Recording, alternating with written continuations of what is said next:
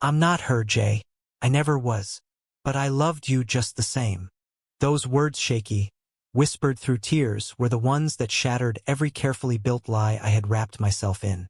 My name is Micah, and for the last 3 months, I pretended to be someone I wasn't, someone soft-spoken, understanding, poetic, the kind of gentle that left rose petal trails behind.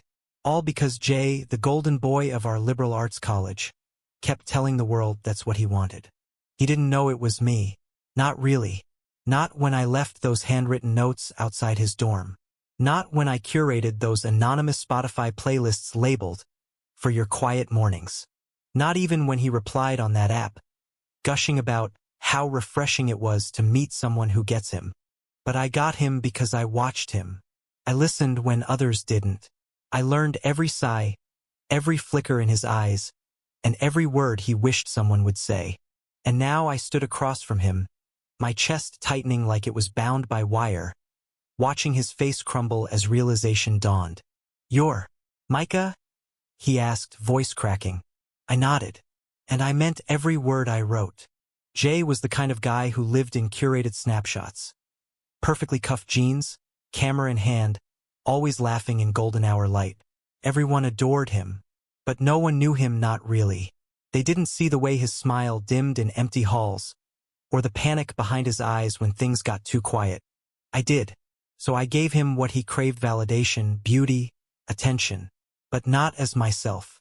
Because Micah, the boy with an awkward gait and too many freckles, could never be enough.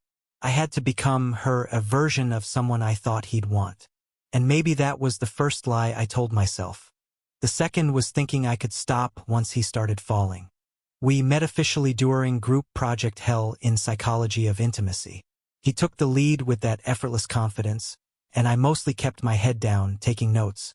He smiled at me once when I corrected a misquoted theory, and I swear it rewired my entire body. It was around that time I began writing. At first, it was just journal entries I'd never send. Then, late one night, I scribbled out a poem and slipped it into his poetry zine submission box under the name L.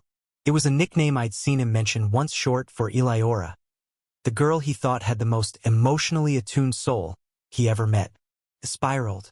He replied. I replied. Weeks passed. We talk about art, about grief, about how no one sees boys as vulnerable unless they bleed for war or break under pressure. We talked about the ache in his chest that he could never explain to anyone else. And when he asked to meet, I panicked. Instead, I ghosted. But Jay didn't let go. He asked around.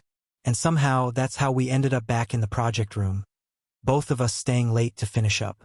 He brought it up casually, this girl who stopped writing him. Couldn't hide the crack in my voice.